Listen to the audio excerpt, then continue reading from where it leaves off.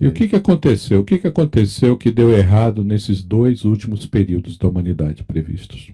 Deixando claro que tudo isso aqui está explicado com Com muitos detalhes. detalhes. O livro nem é muito grande, né, Max? Mas tanto mais rico, por não Sim, ser tão grande assim, com todas essas informações. Nós tem estamos muita fazendo aqui, informação. evidentemente, um resumo aqui dos principais tópicos.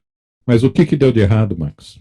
Nesse processo, quando ligou o raciocínio, ou seja, quando o ser humano começou a utilizar-se conscientemente desse processo e desenvolver, ele acabou desenvolvendo demais o raciocínio. E esse desenvolvimento ele começou a dar mais valor àquilo que era do raciocínio do que à sua intuição.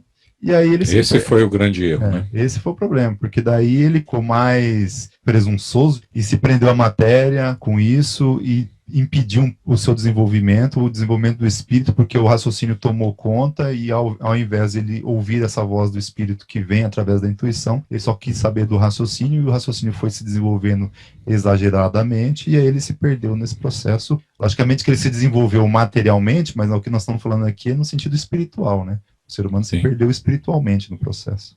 Tá. E aí todos os males que a gente conhece hoje vêm desse problema. Se o quarto período degringolou, então, claro que aí é uma consequência que o período seguinte não pode se realizar também. Sabe que os três primeiros períodos, 600 mil anos cada um, ou seja, 1.800.000 anos, ele é conhecido como a época áurea.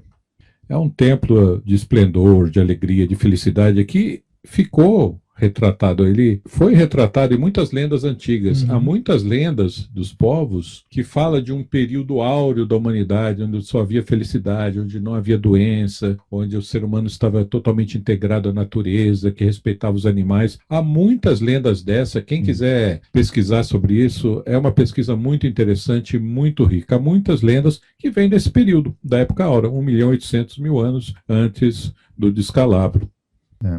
Aí falando nesses últimos 1.200.000 anos, que esse é os dois últimos períodos, aí surgiu o ser humano de cérebro, né? Que não estava previsto. Que não estava previsto. Ao invés de ser o ser humano espiritualizado, virou o ser humano de cérebro.